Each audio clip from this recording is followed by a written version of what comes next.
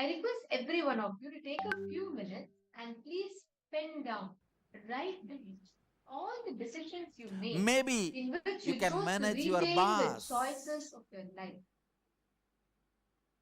saying, he is responsible, he is responsible, he is responsible. Why we don't take responsibility? First step in our life,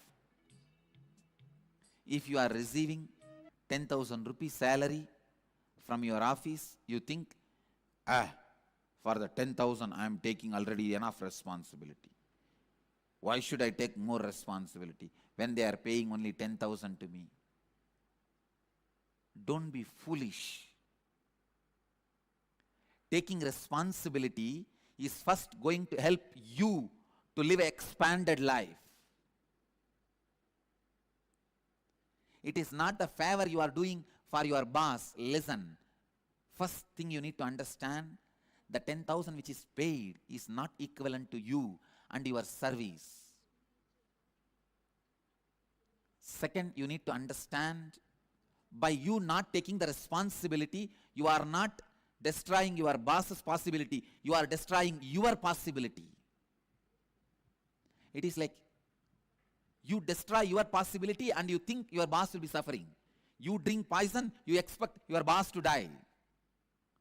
When you don't take responsibility, you destroy your possibility.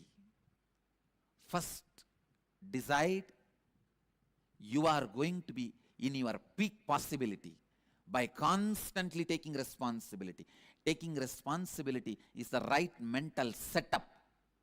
It is not that you are doing some favor to somebody by taking responsibility. By taking responsibility, you are doing favor to yourself. It is the greatest favor you do to you.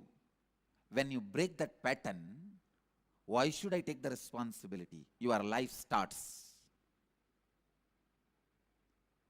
When you build the pattern, why should I take the responsibility? Your death starts. When you stop taking responsibility, even if you are alive, you are not living. You are waiting to be buried.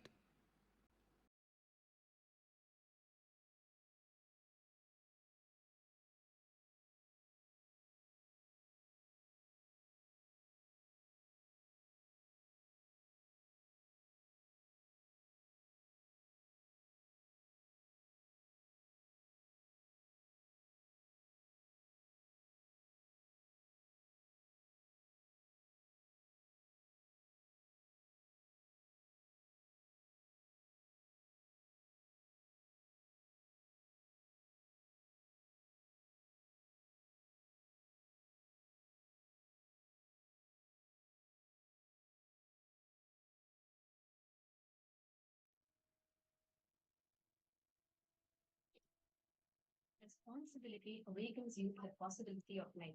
Subramanian represents that responsibility dimension Paramashivam. Every one of you that are sitting here with us today, please understand. Soma Skandamurti and Shishya Bhavamurti forms of Paramashiva both represent this responsibility dimension. Subramanya is that embodiment of completion and responsibility. And he embodies that principle to all of us. Can I request all of you to take a few minutes and post what you understand as responsibility? When Swamiji said, Swamiji explained the principle of responsibility, right? When Swamiji explained what responsibility is, what did you understand as responsibility? And today's darshan that we are going to experience, darshan of Bhagavan Somaskandamurti, which is the very form of Paramashiva, with Subramanya. And Swamiji is going to be radiating that energy of Bhagavan Subramanya today. All these qualities that we just not learned directly.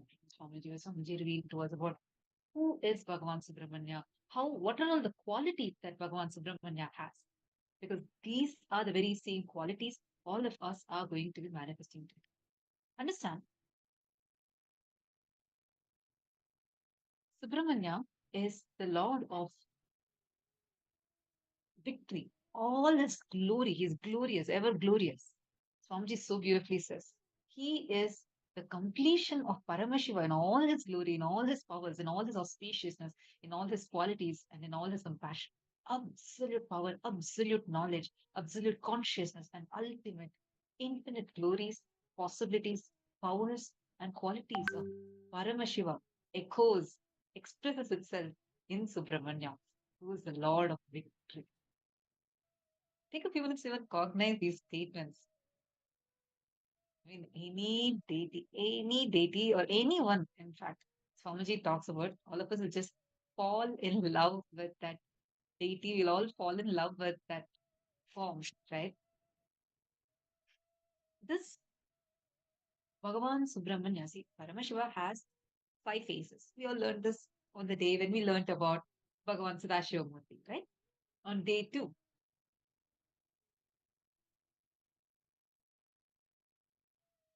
So we all learned about how Paramashiva is having his 5 faces. There's one more phase, the 6th phase is unmanifest, Adhomukha. Only in Tiruvannamalai, that too only actually in Tiruvannamalai. The whole Tiruvannamalai hill, Arunachala hill, is, is a physical form of Paramashiva. It's like a manifestation of Paramashiva. It is manifestation of Paramashiva.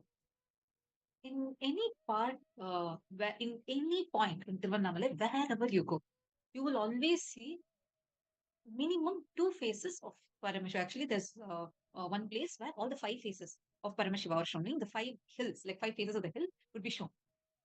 And in the whole of Tiruvannamalai, there's only one place where all these 5 merge into one. That is the Adhomukha form of Paramashiva, where the unmanifest becomes manifest. And that's exactly where Tiruvannamalai, Kailasa Tiruvannamalai is there. So, Subramanya is the manifestation of that unmanifest form of Paramashiva. Are all of you understanding this? He is manifesting the unmanifest Adhomukha of Paramashiva. He is manifesting that. So we are going to be radiating his qualities. And he is the leader, Ishwaratva, manifested. He is embodiment of responsibility. Understand? First, we need to recognize what is this quality of Ishwaratva. Understand? Ishwaratva means the power of leading, power of ruling, power of being a head. Only when your consciousness involves with others' life, you manifest Ishwaratva. How many of you here want to be experiencing yourself, expressing yourself, and radiating the quality of Ishwaratva, meaning you want to be a leader? How many of you want to awaken the leadership consciousness is there in you?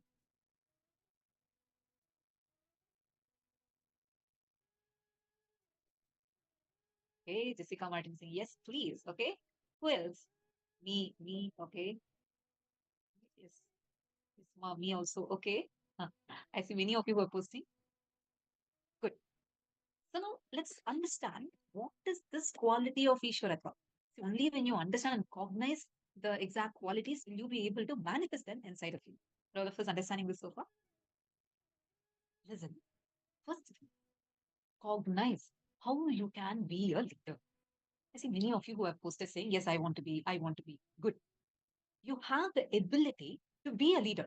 Ishwaratva, that powerfulness or ruling power. Understand? This works out not just to be a leader of your particular group or like a family, not just that. Even if you want to rule a country, you want to win, you want to rule a city, country, understanding and cognizing this one principle can really help. Now, let's understand what is this leadership actually? What is leadership according to each one of you? Very good, everyone of you to post. What, according to you, is leadership? Because the moment we say leadership, right, the moment we say responsibility or leadership, it adds a certain burden to each of us. We all think responsibility is a load, a burden to carry. The moment we talk about responsibility, we think, oh God, it's an extra thing, something I need to do in a bit more. But leadership, responsibility is power. Responsibility is courage. Responsibility is resources being added to them. See now, take a few minutes and each of you type what exactly is this leadership consciousness. Sound is low. Nithyananda, are all of you able to hear? If you are able to hear, okay. Wonderful. Can each of you post now? Tell clearly what exactly is this leadership? Ma Krista Hetman, the Ma on the left. Okay. This is Ma Tatupriya and this is Ma Nithyananda. Okay. Just telling you so that you can know our names too. kind of honor. Okay. Fearlessly leadership to me is taking full responsibility for myself and others around me. Fearlessly taking action, lead people, become strong, better, and be the best of ourselves. Wonderful. So nice to see all of you different, varied, multidimensional definitions. It's so interesting. Doing what's pleasant, not right. Well, I think it should be the other way around. Masonyaro, I think you meant the other way around. Doing what's right and not the pleasant. No problem. Helping others through teaching to do the right thing and stepping up when there is problem. All right. Many of you are posting different attributes of leadership because all these are right. Serving people, taking responsibility to lead people to better lives. All right. Now, how can this leadership actually start in us? Swamiji revealed one very important thing. What is that one thing? What when you start doing? Leadership can actually start in us. Please take a moment.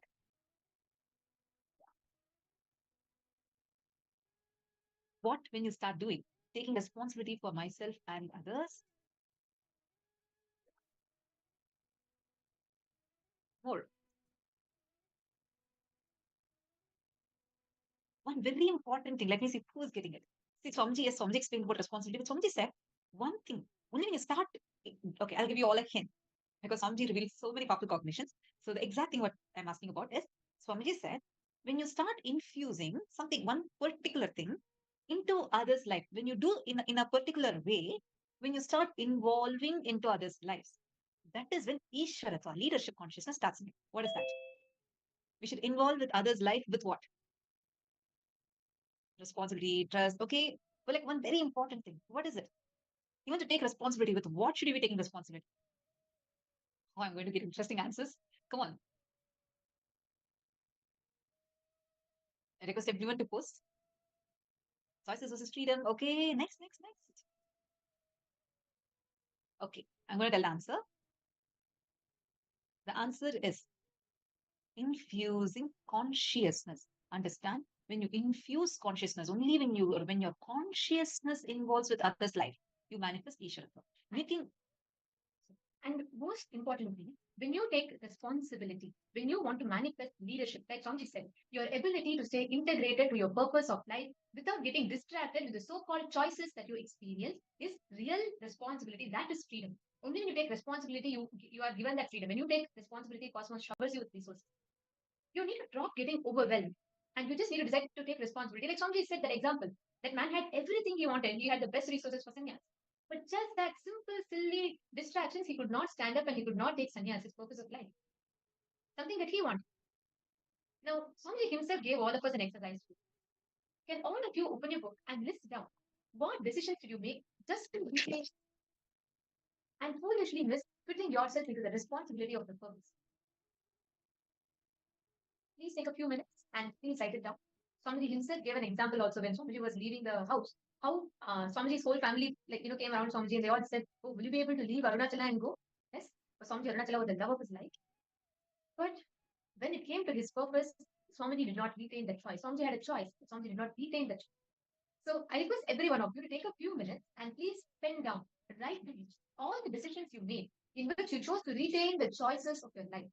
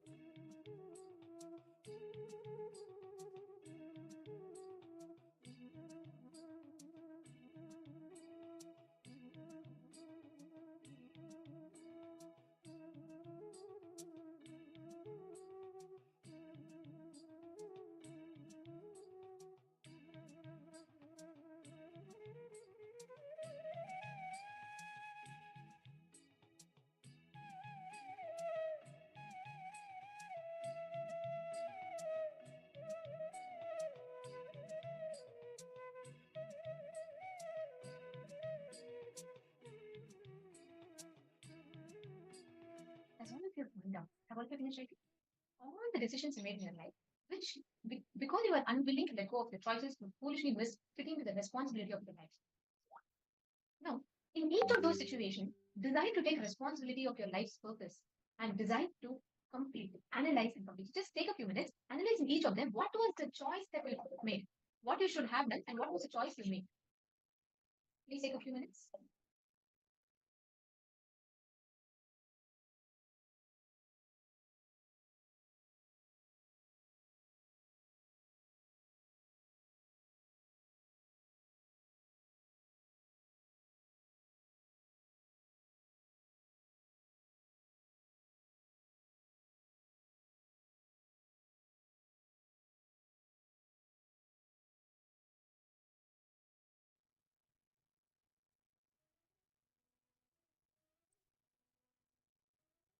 Everyone written down. Now understand, when you take responsibility, your inner space expands.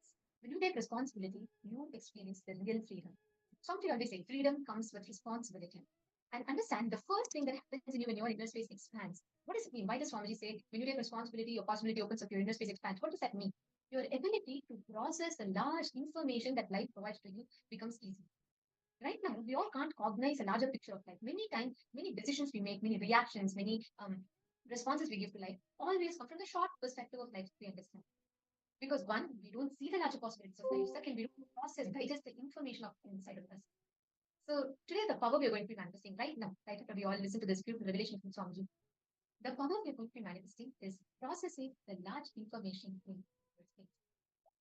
This is the process, the possibility that happens in our inner space. So please understand, every single time use it with impossibility to you are getting stuck in this. Sanjay Odi, I'll fix it. I apologize for that. I'll fix it. Sorry for the inconvenience. Yes. Now let us enter into the next session where we will be manifesting this ability to process large information about life inside of us. We're going to be manifesting this as a power. And joining with us for this session is Manitya Shambhavananda.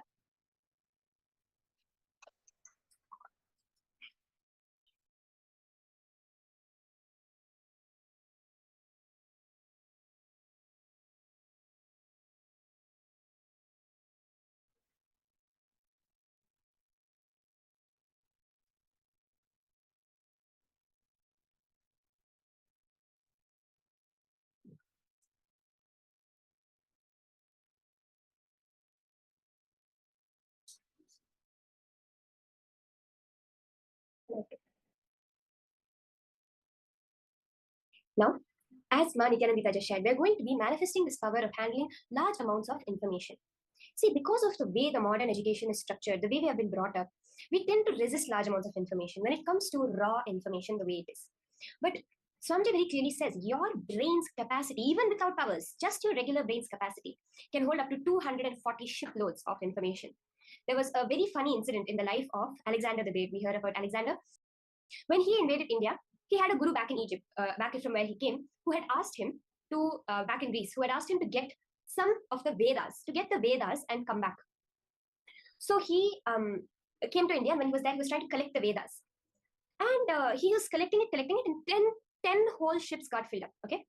There was 10 ships filled with books. And he was like, is there more? And he went and he asked a particular guru that in India, that I've already collected 10 shiploads of books called the Vedas, and my guru asked me to get all the Vedas, and I'm trying to find out how much more is there for me to get.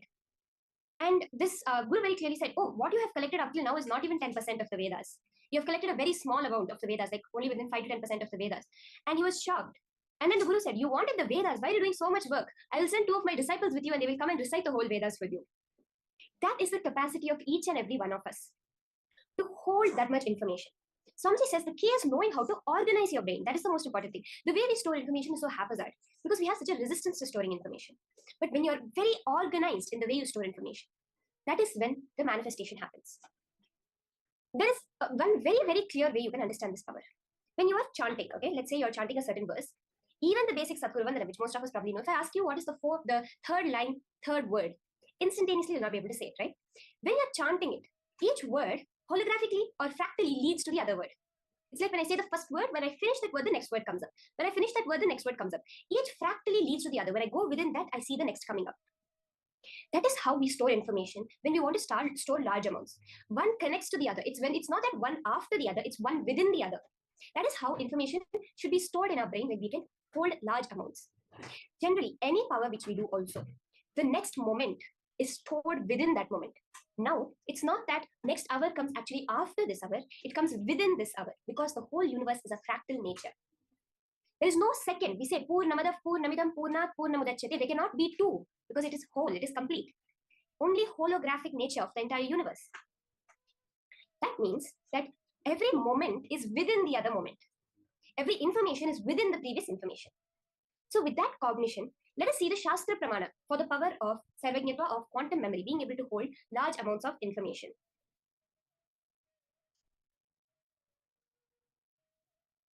Very beautifully, Paramashiva reveals how the whole power manifestation happens. We even see in modern science, see Swamiji, when the Gurukul, the one ma, right, when she was taking her Gurukul, so when she came to Swamiji once, and she gave a book to Swamiji saying, Swamiji, I found a book on quantum memory, how to have such vast memory. Actually, Gurukul, we started with that quantum memory, holding large amounts of information. And Swamiji said, what quantum memory? I will teach you no memory. What did he mean? Well, you're not trying to store the information in your limited understanding, in your way of storing it, but accessing the cosmic store of information which has every moment of the past, present, and future in the universe stored.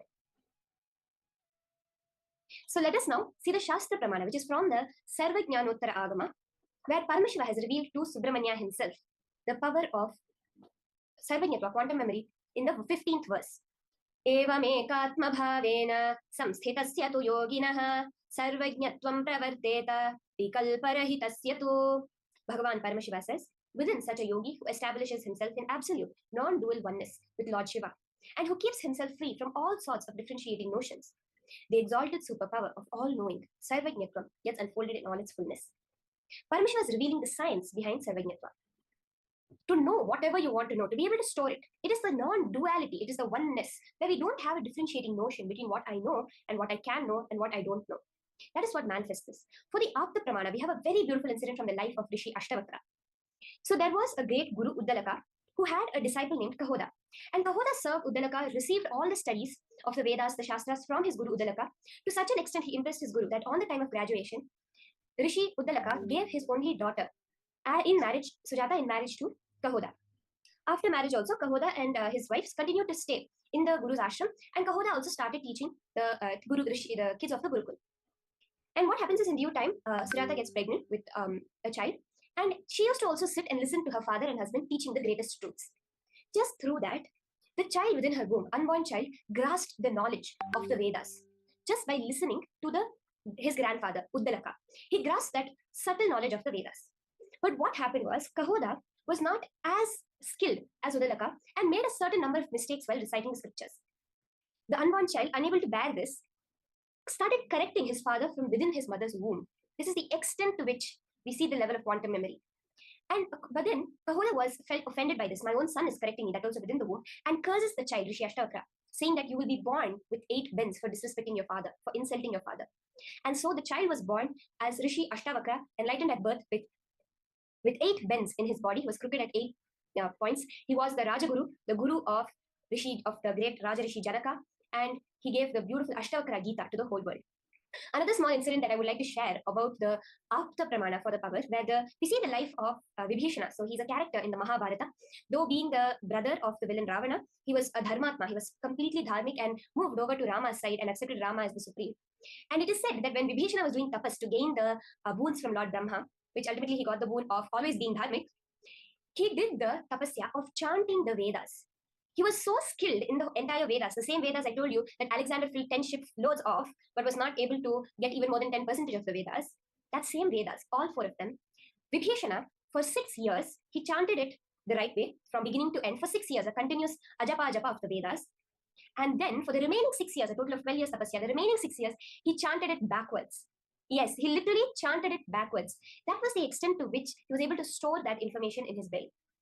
Let's listen to a small clipping of Swamiji sharing how he has manifested this power of quantum information, quantum memory.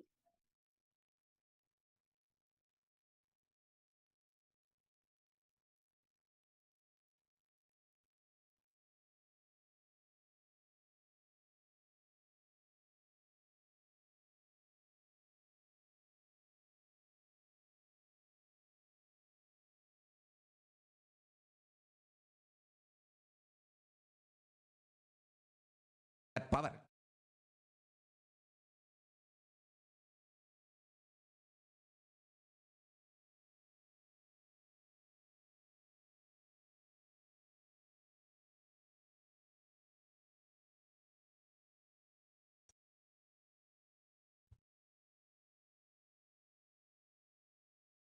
I still remember once there was a power manifestation. My guru Kuppamal, she was making me manifest the Yegasantagrahim. Yegasantagrahim means listening once and repeating the whole as it is. That power.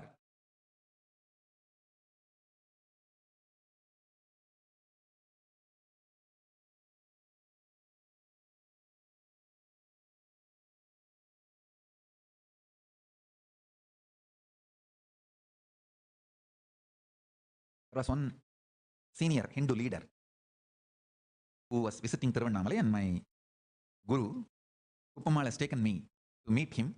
There, she told me that I have to demonstrate this power. He said, your blessings, I'll do it.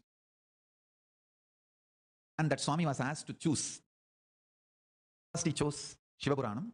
They chanted the Shiva Puranam. I repeated the whole thing. Only once they will chant, and I have to repeat completely. No one was expecting he will choose a very complicated first Tiruppugal. And it was chanted, and I repeated just by listening once. முத்தைத்தரு வத்தித்திருநக யத்திக்கிரை சத்திச்சரவண முத்திக்குரு வித்துக்குருவர எனவோதும் முக்கட்பர மற்குச்சுருதியின் முற்பட்டது கற்பித்திருவர் 30 வர்க்கத்தமரர் மடிவேண 10 தலை தக்கக்கணையோடு மொற்றைக்கிரி மத்தை பொறுதொரு வட்டப்பகல் வட்டத்திகிரியில் இரவாத பத்தக்கிற தத்தை கடவிய பச்சை புயன் மெச்சத்தகு பொருள் பட்சத்துடன் ரட்சித்தருளுவது ஒரு நாளே பத்தக்கிற தத்தை கடவிய பச்சை புயன் மச்சத்தகு பொருள் ரட்சித்த அருளுவது ஒரு நாளே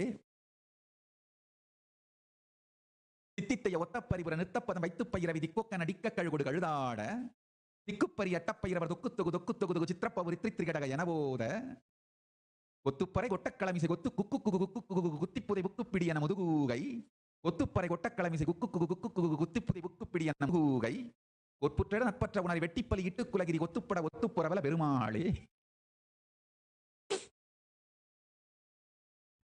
It is a song somebody recited, and only once I heard and I recited the whole thing as it is. It's one of the beautiful song on Subramanya.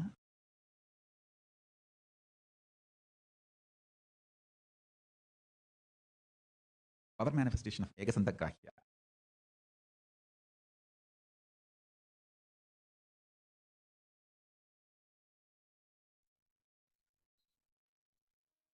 So powerful how Swamiji was just chanting it, and it's such clarity, the way Swamiji chants the whole thing. And many times I have listened to Swamiji's chanting the various things he shares. Swamiji also reveals the supreme point of Hinduism that when he was born, he would directly sing the Abhirami Andadi, which is the 100 verses on Devi Abhirami, even though it was never played to him or he had never heard it after he was born. When he was 3 or 4 years old, he just started singing the Abhirami Andadi. And then they found out that when he was in his mother's womb, Swami Amma used to listen to the Abhirami Andadi every day. And just in the womb, Swamiji had downloaded this whole Abhirami Andadi itself. So now we are all going to be manifesting this power. Are we all ready? The key now, we're going to have a series of images flashed on screen. What each and every one of you are going to do is cognize those images and repeat them in the same order. That is how we are doing this. We have the game where we have to, each of us tell one word and we have to remember the previous words that were told. Except now you're not doing this from your memory, you're going to do this from cosmic memory. That is why, now listen to me very carefully. When you are doing this, you are not going to try to remember. That is the most important thing. You are not going to try to remember anything. You are going to sit, connect to Swamiji, and look at the images through your third eye. The key is Paramashiva is going to be remembering this for you. Obviously, he already knows it. He's the one putting it out there for you to see. So because of that, it's most important you don't try remembering it. Because the minute you try to remember something, immediately you're bringing your thoughts, your mind. So let's start now. We have the series of images flashed. We'll do one quick round and then we will verify what are all the words that are being projected.